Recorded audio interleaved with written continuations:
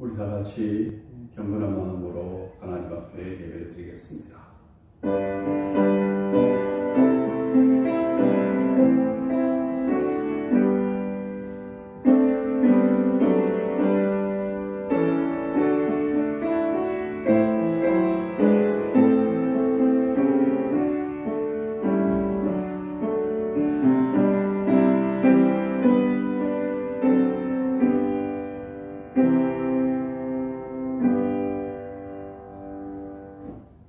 우리가 다 하나님의 아들을 믿는 것과 아는 일에 하나가 되어 온전한 사람을 이루어 그리스도의 장성한 분량이 충만한 데까지 이르리니, 이는 우리가 이제부터 어린아이가 되지 아니하여 사람의 속임수와 간사한 유혹에 빠져 온갖 교훈의 풍조에 밀려 요동하지 않게 하려 함이라. 오직 사랑 안에서 참된 것을 하여 범사에 그에게까지 자랄지니라. 그는 머리니 곧 그리스도라. 아멘. 아버지 하나님, 오늘도 우리를 주의 전으로 불러주셔서 감사드립니다. 이 시간 우리가 하나님의 아들을 믿는 것과 아는 일에 하나가 되어 온전한 사람으로 나아가고자 합니다. 이 시간 성령 충만한 은혜를 허락하여 주시고 말씀으로 우리를 바로 세워 주시옵시고, 늘 하나님을 의지하고 하나님만 소망하며 하나님 나라를 구하며 나아갈 수 있는 저희들 되게 하여 주시옵소서. 이 시간에도 우리 가운데 성령으로 함께하여 우리의 영혼을 바르게 세워 주시옵시고, 언제 하나님의 말씀을 듣게 하여 주시옵시고, 우리의 영혼의 길을 열어 주옵소서. 예수님의 이름으로 기도합니다. 아멘.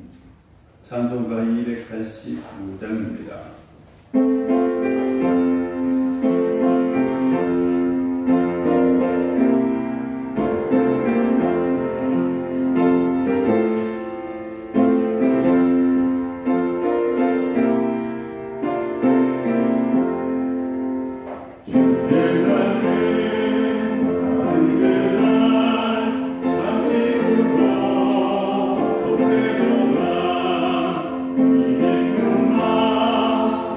Yeah.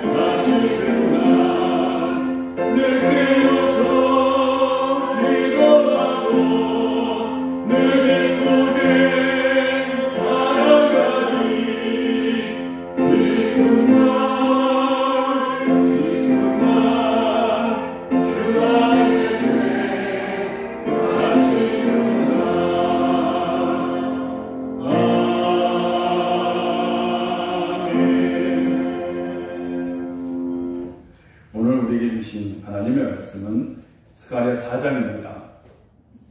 스가랴 4장 1절부터 14절까지입니다. 스가랴 4장 1절부터 14절까지 우리 한 절씩 교독하도록 하겠습니다. 한 절씩 교독합니다. 내게 말하는 천사가 다시 와서 나를 깨우니 마치 자는 사람이 잠에서 깨어난 것 같더라.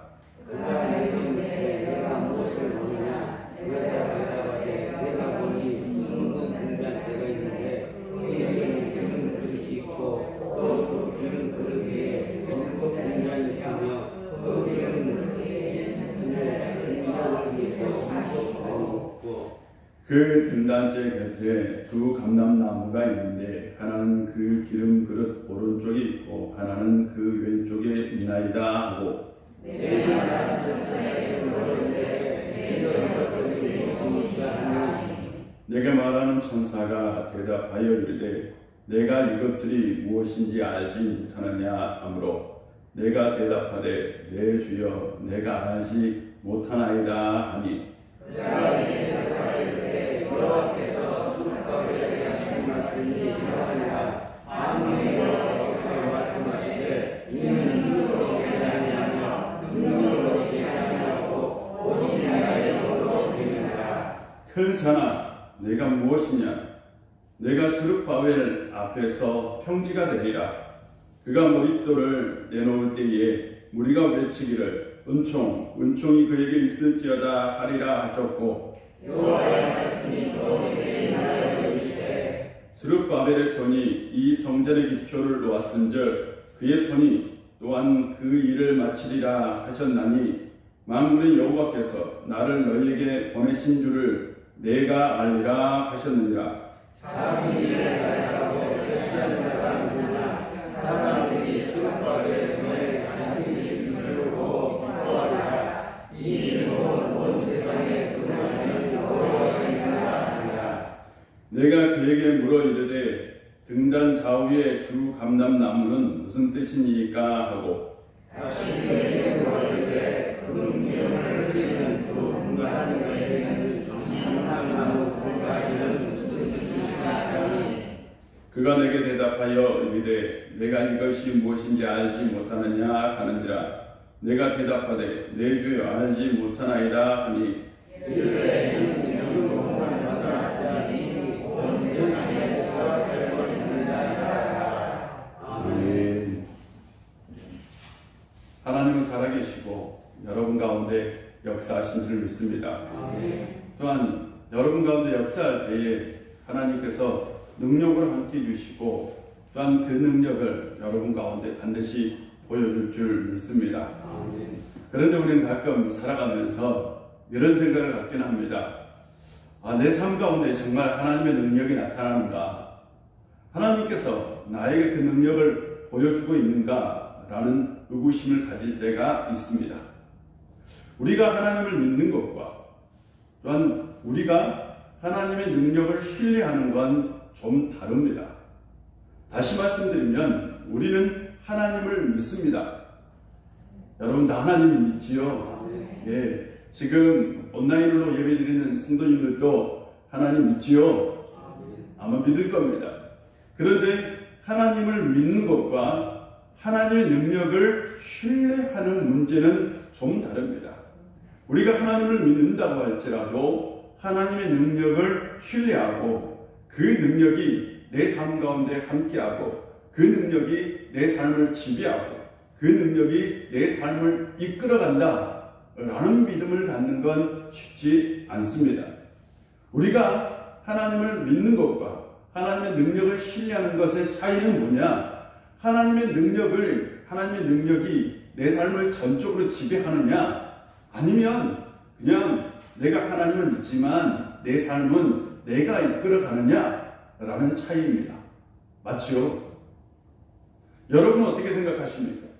과연 여러분은 지금 하나님께서 여러분의 삶을 이끌어 나가고 있다라고 믿습니까? 아마 이 믿음을 갖는 건 쉽지 않아요. 하나님께서 내 삶을 주관하시고 내 인생을 전체를 다 이끌어가고 계신다. 하나님은 내 삶 가운데 역사하시고 나는 늘 하나님의 도움을 받고 산다 라는 믿음을 갖는 건 쉽지 않다고요. 내가 하나님을 믿지만 정작 내가 이 세상에서 살아갈 때에 나에게 주어진 일들은 내가 하지 하나님의 도움을 받아서 하는 건 아니다 라고 생각하는 경향이 있고, 동시에 또 하나님께서 내 삶 가운데 모든 삶 가운데 역사하지는 않는다 라는 생각을 갖기도 합니다. 다시 말씀드립니다. 이 차이가 있어요. 하나님을 믿는 것과 하나님이 살아계시고 하나님이 역사하시고 하나님의 존재를 믿는 것과 하나님의 능력이 내 삶 가운데 나타나는 것을 믿는 건 다른 문제지요. 하나님을 믿는 건 보편적인 믿음이라고 할 수 있지만 하나님께서 내 삶 가운데 역사하고 내 삶 가운데 함께한다 라는 믿음은 좀 더 특별한 아주 중요하고 고귀한 믿음이라고 얘기할 수 있습니다. 여러분이 바로 그런 믿음을 갖기를 주의 이름으로 축복합니다. 사람이 살다 보면 어떤 일을 하다 보면 반드시 위기가 찾아옵니다. 그래서 존 F 케네디 전 대통령은 이런 얘기를 했습니다. 위기는 기회와 함께 옵니다. 인생에 반드시 위기가 있다. 그런데 그 위기 속에 반드시 기회도 함께 온다라고 얘기했습니다. 지금 우리 사회는 또한 교회는 위기를 맞고 있습니다. 동시에 이 위기는 우리에게 기회일 수도 있습니다. 저는 이 위기를 기회로 바꿀 수 있는 교회가 되었으면 좋겠고, 이 위기를 기회로 바꿀 수 있는 성도님들 되었으면 좋겠고, 이 위기를 기회로 바꿀 수 있는 이 나라가 되었으면 좋겠습니다. 우리 그렇게 될 수 있도록 기도합시다. 어떤 일을 할 때에 그 일에는 반드시 위기가 있어요. 만약 위기가 싫다, 나는 하는 일에 위기가 싫어, 어떤 어려운 일이 싫어 라고 생각하면 일을 벌리지 않으면 돼요. 일을 시작하지 않으면 위기는 있어요, 없어요? 없는 거죠. 어려움이 있어요, 없어요? 없어요. 그런데 어떤 일을 시작할 때는 반드시 위기도 있고 어려움도 있고 또한 어려운 난관을 부딪힐 때도 있습니다. 그때에 우리의 신앙은 빛을 발휘하고, 그때에 우리는 하나님께서 우리의 삶 가운데 역사하느냐 역사하지 않느냐를 경험할 수 있는 겁니다. 다른 말로 표현하면 우리가 얼마나 전적으로 하나님을 의지하고 내가 신앙으로 사느냐라는 것이 나타날 수 있는 겁니다. 그래서 이 코로나의 위기가 어쩌면, 이렇게 표현하면 좀 어쩔지 모르겠지만, 어쩌면 이 코로나의 위기가 우리의 신앙을 더욱더 돋보이게 할 수도 있다. 다른 말로 표현하면 우리의 신앙에 어떤 시험지가 될 수도 있다, 저는 생각합니다. 맞죠? 그렇지 않습니까? 이 코로나를 통해서 우리가 얼마나 하나님을 신뢰하고 하나님을 의지하는지를 우리는 잘 알 수 있습니다. 이 코로나의 위기 속에서도 절대적으로 하나님을 신뢰하는 여러분들, 지금 이 시간에도 하나님 앞에 나와 예배드리는 여러분들에게 하나님께서 함께 해주시고 복을 주시고 능력으로 역사해 주실 줄 믿습니다. 유대인들이 성전을 건축하지 않았다면 일이 없었겠죠. 그렇잖아요. 그냥 성전을 건축하지 않는다면 그냥 자신들의 집을 짓고 평범하게 살고 아무 일이 없겠죠. 그러나 성전을 건축하면 당장에 어떻게 해야 돼요? 가서 노역도 해야 돼요. 노역. 가서 일도 해야 돼요. 그리고 뭘 또 해야 돼요? 헌금도 해야 돼요. 그러니까 가서 재물도 드려야 돼요. 삶에 이중고가 있어요. 그런데 하지 않으면 이런 일이 없어요. 뿐만 아니라 이 일을 시작하면 외부에서 오는 어려움도 있는 거죠. 바로 그럴 때에 바로 이 백성의 지도자들이 어떻게 해야 하느냐라는 것을 보여주고 있습니다. 오늘 오늘 우리가 읽었던 환상은 5번째 환상인데요. 환상은 간단합니다. 스가랴가 두 가지 환상을 봅니다. 첫 번째로는 순금으로 된 등잔대인데 순금으로 되어 있어요. 근데 이 등잔대에 이렇게 줄기가 7개로 뻗어 있어요. 7개로 뻗어 있어가지고 여기에 그릇이 있고 그릇에서 기름이 7개로 흘러나가고 그 끝에는 뭐가 있어요? 이 불꽃 등잔대가 있는 그런 촛대를 지금 등잔대를 말하고 있어요. 이 등잔대 환상을 본 거예요. 그리고 등잔대 옆에는 뭐가 있어요? 한쪽에는 감람나무, 또 반대쪽에도 오른쪽에도 감람나무, 왼쪽에도 감람나무. 그 당시 감람나무는 여러분 성경에 감람나무 하니까 여러분 그게 무슨 나무인가 하는데 여러분 요즘은 올리브 기름 많이 드시죠? 올리브 기름 여러분 집에서 드시잖아요. 이 올리브 기름을 짜는, 그러니까 올리브 열매가 맺는 나무를 뭔 나무냐? 올리브 나무인데 성경에는 이걸 뭐라고 표현했어요? 감람나무입니다. 이스라엘에서는 우리는 식용으로 하지만 식용뿐만 아니라 그들이 불을 밝히는 뭘로 사용했어요? 기름으로 사용한 거예요. 어렸을 때 여러분 어렸을 때에 콩기름으로 뭐 했어요? 안 했었구나. 했다고 나는 들었는데 저는 못 봤어요. 옛날에는 그런 기름도 사용했다고 들었었어요. 이 힘을 쓴 기름을 가지고 사용한 거예요. 그 당시에는 석유가 어디 있어요? 그러니까 등불을 밝힐 때에 반드시 성막은 등불을 밝혀야 합니다.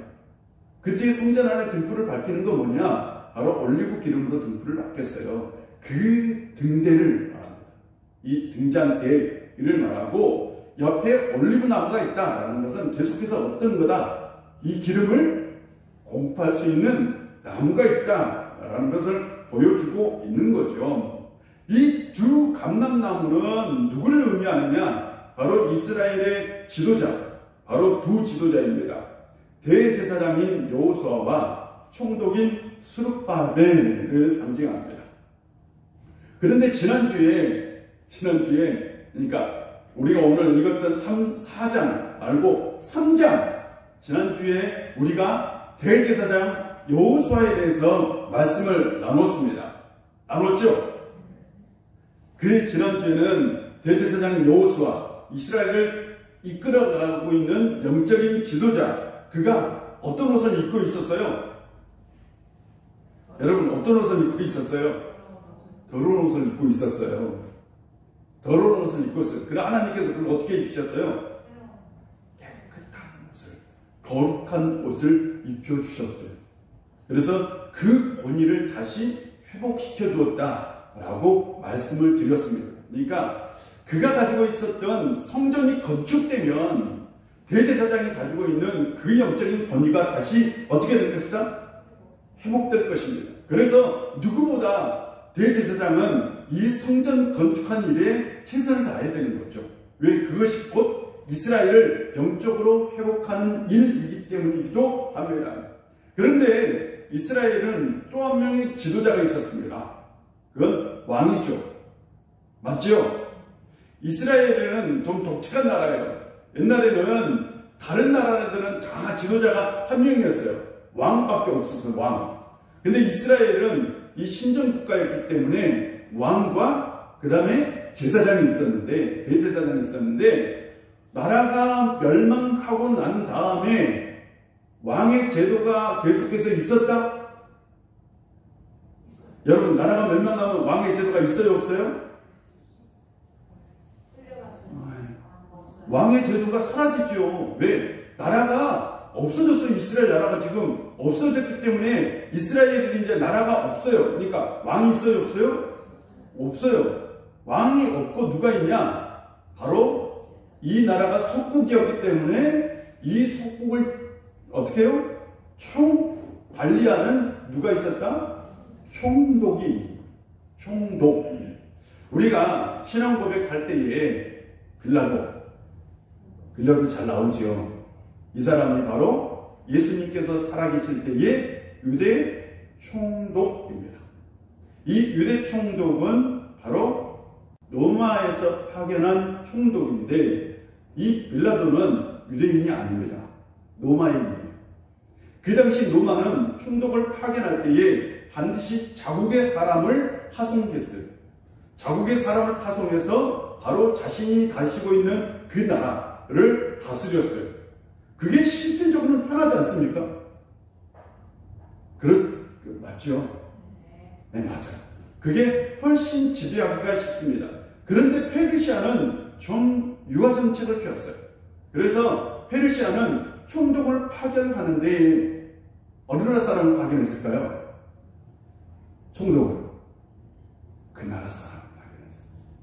그 민족 사람, 자기 나라에서 교육이 된 그 나라 사람 출신을 총독으로 파견합니다.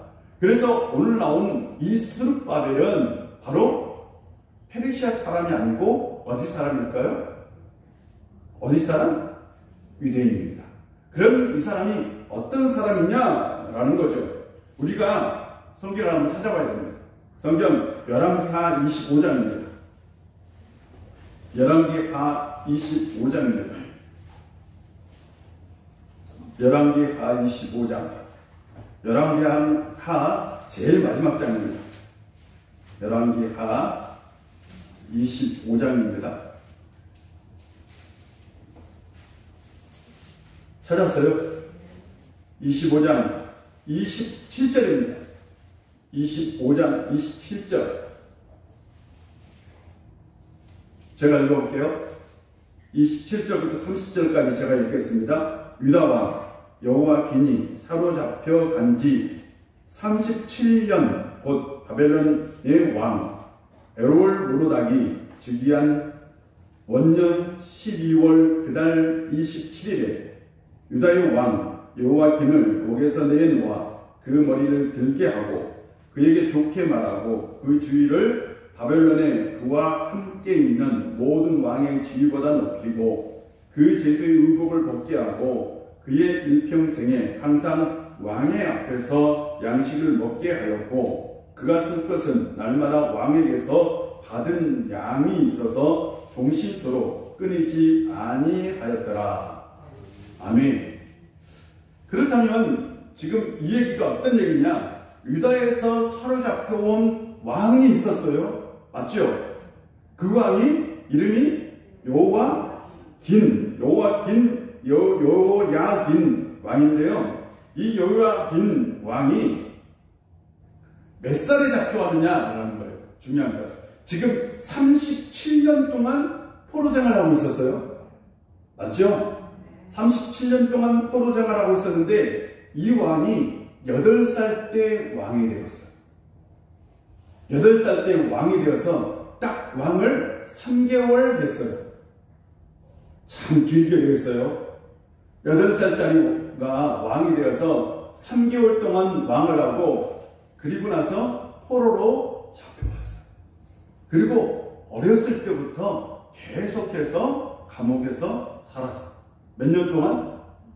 37년 동안. 나라가 멸망하기 약 10년 전에 포로로 잡혀왔어요. 이스라엘이 멸망하기 10년 전에 포로로 잡혀와서 37년 동안 계속해서 포로로 잡혀 있었고 왕궁에 있었어요.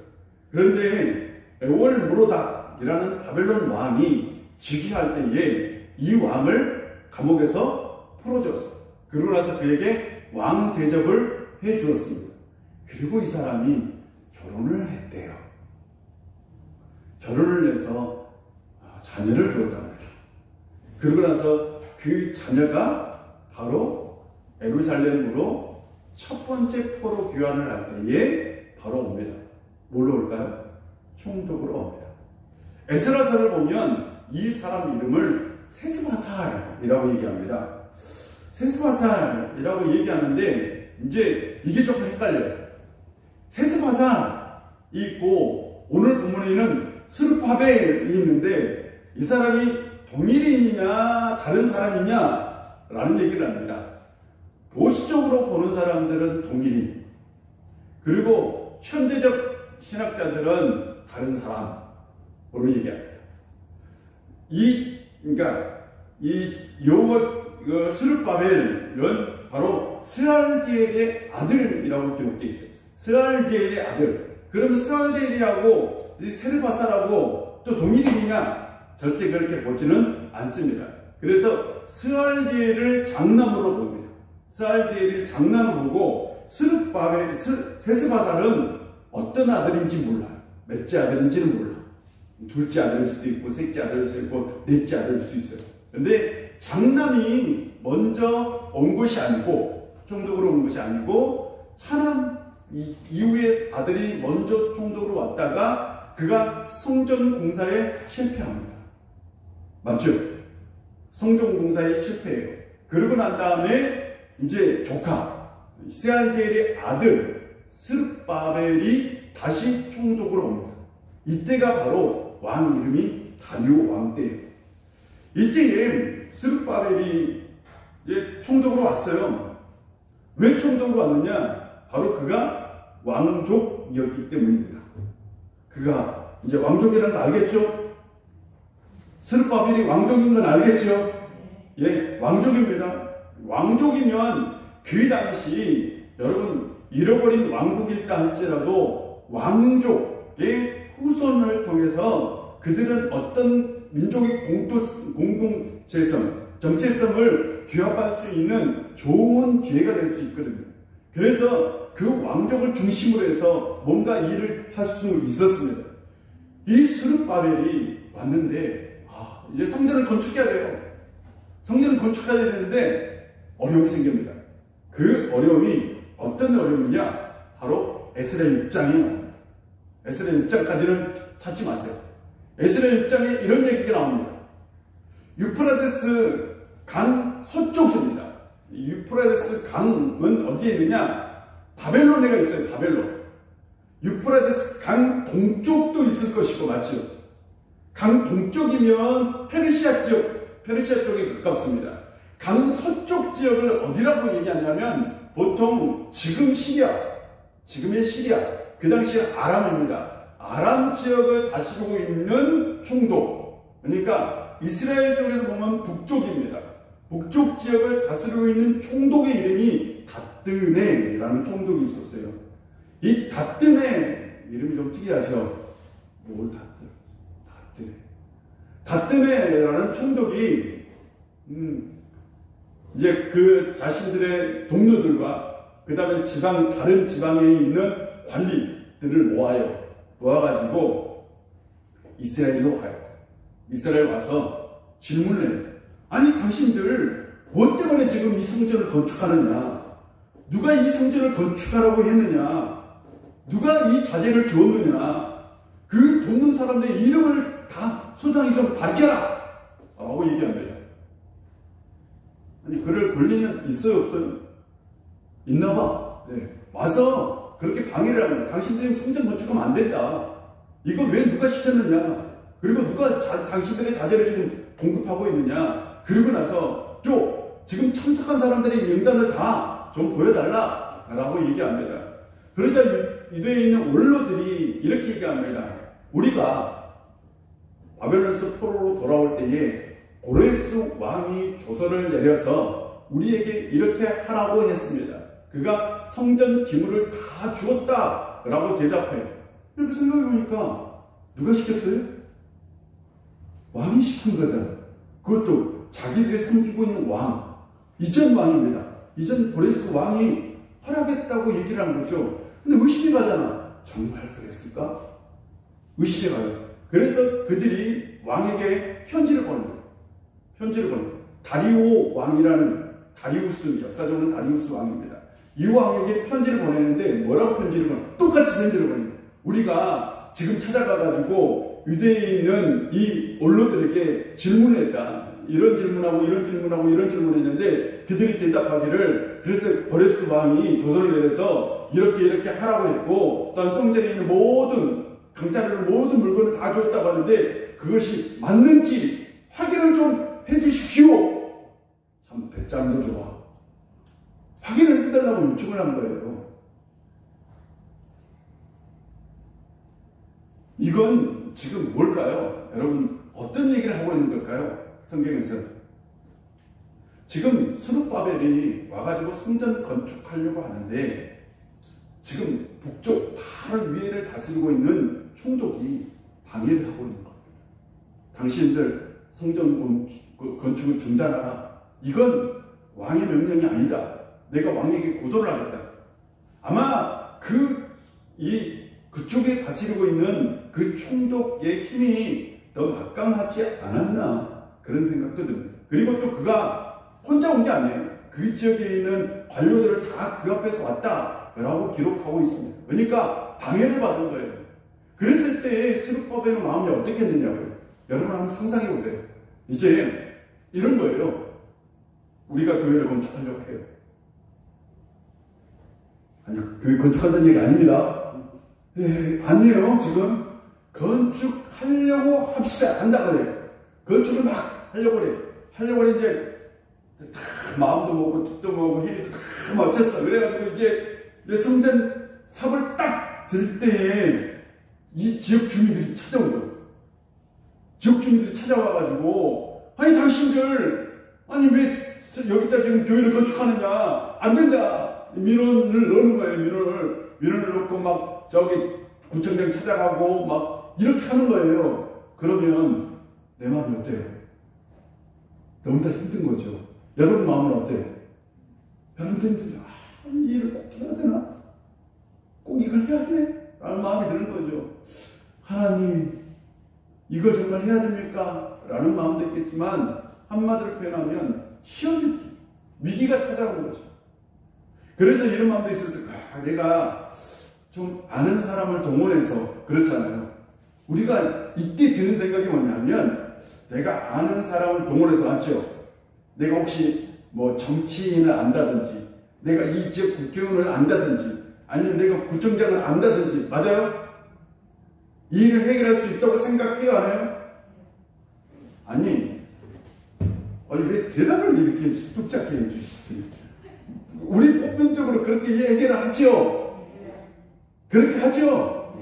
그렇게 해요. 보편적으로. 그래서 야 내가 한번 이 일을 해결해 볼 거야. 그래가지고 누구도 찾아다니고 다 찾아다니면서 내가 뭔가 할 수 있는 것처럼 다 일을 하려고 할 겁니다. 아마 스룹바벨도 그런 마음을 가졌을 것 같아요. 내가 이 일을 다 해결하려. 그때에 누가 환상을 봤느냐? 스가랴가 환상을 보고 이렇게 전해줍니다. 이 일은 힘으로도 안 되고 능력으로 안 되고 온전히 하나님의 여호와의 영으로 되느니라. 무슨 말일까요? 힘으로도 안 되고 능력으로 안 된다. 이 말은 무슨 얘기일까요? 사람의 힘으로 안 되고 사람의 능력으로도 안 되고 이 일은 누가 하는 거다? 하나님의 능력으로 하는 거다. 하나님의 영의 도움으로 하는 거다 라고 얘기합니다. 그러고 나서요 이렇게 얘기합니다. 큰 산아 내가 무엇이냐? 내가 스룹바벨 앞에서 뭐가 되리라? 여러분 큰 산에게 뭐라고요? 큰 산아 내가 스룹바벨 앞에서 뭐가 되리라?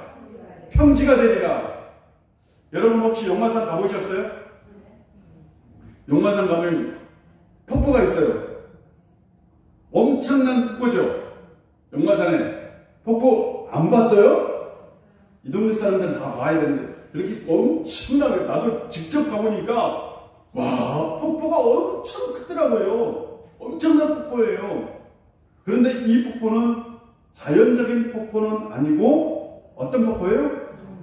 인공 폭포입니다. 사람이 만든 폭포예요.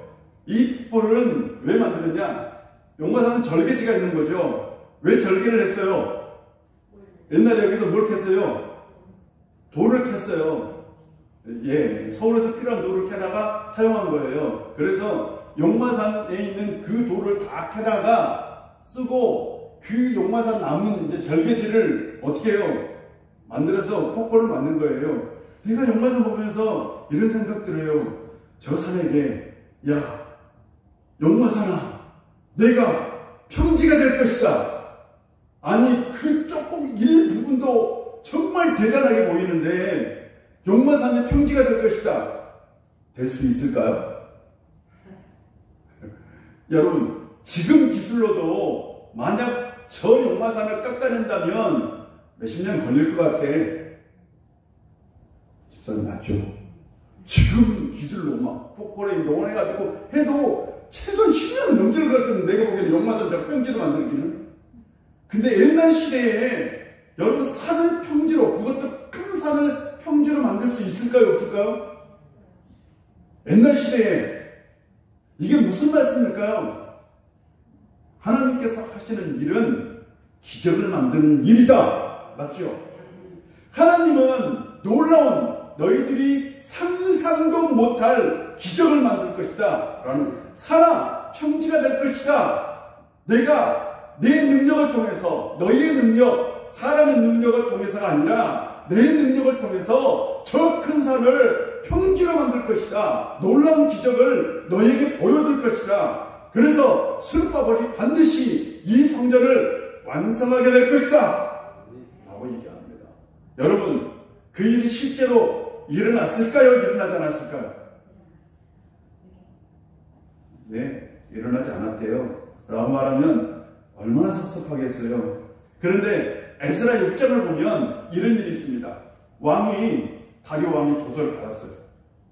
조서를 받고 읽어보고 그런 일이 있어? 그래서 고레스 왕 옛날 기록 그걸 찾아보니까 그 일이 직접 있어요? 없어요? 있어요. 왕이 성전을, 사람들을 돌려보내고 성전 기문을 다 내어주고 가서 성전을 건축하라 라는 기록이 있는 거예요. 왕이 깜짝 놀랍니다. 그러고 나서 조서를 보냅니다. 누구에게? 바로 그 총독에게, 닷든의 총독에게 조서를 보냈는데 내용이 함축하면 6가지. 이제 들어보세요. 함축해볼게요. 제가 성경에 나오는 것들, 닷든의 총독과 동료 관료들과 지방에 있는 관리들은 건축공사 지역에 접근도 하지 마라. 접근을 하지 마라. 뭔 명령이에요? 접근 금지 명령. 접근을 했었어요? 안 했었어요? 현장을 찾아갔었지. 현장 찾아가서 눈을 보고 너 건축하지 마라 라고 얘기했어요. 이제는 접근 금지 명령을 내렸어요. 두 번째는 뭐라고 해요? 성전 짓는 길을 막지 말고 유다의 총독과 원로들이 자신들의 성전을 에터에 짓도록 그대로 두어라. 절대 무슨 일이 있더라도 건축을 하지 마라. 방해하지 마라. 방해 금지 명령을 내렸어요. 방해하지 마라. 세 번째는 더 기가 막힙니다. 총독과 관리들은 성전을 짓는 유다의 원로들을 도와라. 어떻게 도느냐? 이걸로 도와라. 성전 공사에 드는 비용은 국고에서 될 테니 유프라데스 강 서쪽 지방에서 거둔 세금에서 그 비용을 어김없이 주어서 일이 중단되지 않게 하여라. 이게 뭔 말이냐? 지금 너희 지역에서 거둔 세금을 누구를 도와줘라? 성전 건축하는 일에 도와주는데 부족함이 없이 도와줘라. 그러니까 공사 비용을 어떻게 하라고요? 부담하라는 거예요. 아니 공사를 할 때 가장 중요한 게 뭐예요? 비용이지. 실은 재원 조달이지. 그런데 공사비를 하나님께서 알아서 책임져줘. 이제는 보세요. 그 다음 네 번째 뭐라고 얘기하냐면 예루살렘 제사장들이 하늘의 하나님께 번제를 드리는데 필요하다고 하는 것들을 무엇이든지 내주어라. 송아지든 양이든 밀이든 소금이든 포도주든 기름이든 그들이 요구하는 대로예요. 그냥 너희들이 알아서가 아니야. 성경에는 그렇게 돼 있어요. 너희들이 알아서 남은 것을 주어라가 아닙니다. 성경에는 그들이 요구하는 대로 아낌없이 주어라 되어 있어요. 제사장들이 요구하는 대로 풍족하게 주어라 되어 있어요. 이게 그러니까 제사장들이 제사를 계속해서 드려야 되잖아요. 그 제사를 드리는데 필요한 물품들을 아낌없이 제공하라. 이렇게 되어 있어요. 다섯 번째로는 내가 내린 이 칙령을 고치는 자는 그 집에서 들보를 뽑아서 내다 세우고 거기에 그를 매달아. 그 집은 이에 대한 벌로 거름더미를 만들어라. 이게 뭐 말이냐? 칙령을 절대로 어기지 마라. 이 칙령을 내가 지금 보는데 어기는 사람은 어떻게 하라? 그 가문을 없애버려라. 그 가문 자체를 없애버려라. 엄청나게 무서운 명령입니다. 여섯 번째로는 어떤 왕이나 어떤 민족이 나의 칙령을 거역하여 이것을 고치거나 예루살렘 성전을 파괴하느냐. 예루살렘 성전입니다. 만약 성전이 건축되었어요. 그 성전을 파괴하면 거기에 이름을 주신 하나님이 그들을 없애버릴 것이다. 이것은 나 다리우스의 명령이니 이것을 지체 없이 실행하라 라고 조서를 내렸어요.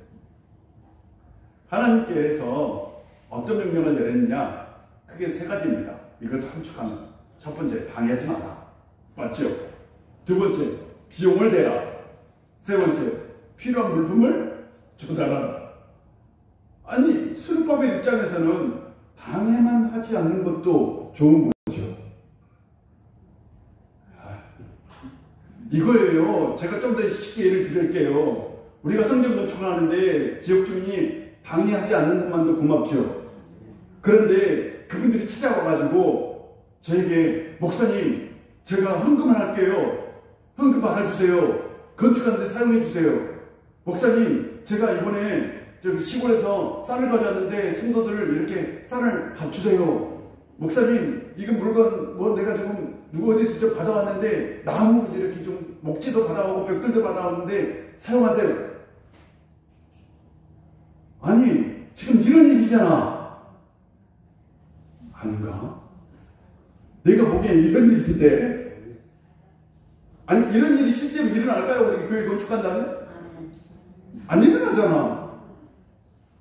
안 일어나잖아요. 그런데 이 스룹바벨 성전을 건축할 때에 이 놀라운 일이 일어났다. 나도 몰랐어. 내가 이 말씀을 준비하면서 알았어. 이 말씀을 준비하면서 내가 알았다고. 스룹바벨 성전을 건축할 때에 나는 이스라엘 백성들이 헌금으로만 한 줄 알았어요. 이스라엘 백성들이 가지고 있는 자원으로만 한 줄 알았어. 그런 게 아니더라고요. 제가 지금까지 성경을 읽어도 이 부분을 놓쳤더라고요. 그런데 보니까 스룹바벨 성전을 건축할 때에 외국에 있는 자본을 가다가 하나님께서 그것도 직접 그것도 외국에 있는 물품을 가져다가 하나님께서 직접 이 성전을 건축했더라고요. 기적 아닙니까? 너는 기적이다. 놀라운 기적. 이건 진짜 큰 산이 뭐가 된 기적이에요? 평지가 된 기적이에요. 이게 사람의 힘으로 할 수 있어요? 사람의 능력으로 할 수 있습니까? 없어요. 이건 하나님만 할 수 있는 일입니다. 스룹바벨 성전 건축은 거룩한 사역입니다. 엄청나게 중요한 사역이고 영적인 사역입니다. 그건 하나님 나라를 세우는 사역이고 하나님 나라의 백성을 세우는 사역입니다. 그래서 성전은 반드시 건축되어져야 했습니다. 이 성전을 건축할 때 가장 중요한 사람이 두 사람이에요. 바로 감람나무, 두 감람나무, 여호수아와 스룹바벨입니다. 이들이 무너지면 안 돼요. 그래서 여호수아에게 스룹바벨에게 말씀을 주신 거예요. 내가 너희들을 들어 사용할 테니 내가 너희를 도와줄 테니 걱정하지 말아라 라는 거예요. 그리고 하나님께서 그들에게 실제적으로 자신의 능력을 보여주신 겁니다. 그렇게 해서 스룹바벨 성전은 건축되었답니다. 누가 하신 거예요? 저는 하나님이 하신 거라 믿습니다. 우리가 하나님의 일을 할 때에 그 일은 반드시 우리가 하는 것이 아니라 하나님이 하셔야 합니다. 그리고 여러분의 삶 가운데서도 하나님께서 하실 일이 있다면 하나님께 내어드리는 성도님들 되시기를 바랍니다. 그럴 때에 하나님께서 저는 여러분의 삶 가운데 하나님의 일이 이루어지고 하나님의 기적의 역사가 반드시 여러분 가운데 이루어질 줄 믿습니다. 기도하겠습니다. 아버지 하나님, 오늘 우리 가운데 함께 해주시고 은혜 주셔서 감사드립니다. 여호수아와 스룹바벨 백성의 지도자가 되어서 성전을 건축할 때에 하나님께서 주신 말씀은 이것은 힘으로도 되지 아니하고 능력으로도 되지 아니하고 오직 하나님의 영, 여호와 영으로 된다라고 말씀하셨습니다. 그리고 하나님께서는 그것을 실제로 보여주셨습니다. 아버지 하나님, 그 놀라운 역사가 우리의 삶 가운데도 있게 하여 주시옵소서. 이 교회 가운데도 있게 하여 주시옵소서. 이 나라 가운데도 있게 하여 주시옵소서. 이 나라가, 이 교회가, 그리고 우리 우리의 모든 성도님들이 늘 하나님의 놀라운 은총 가운데 하나님의 능력을 체험하며 살 수 있도록 도와주옵소서. 예수님의 이름으로 기도합니다. 아멘. 찬송가 286장입니다.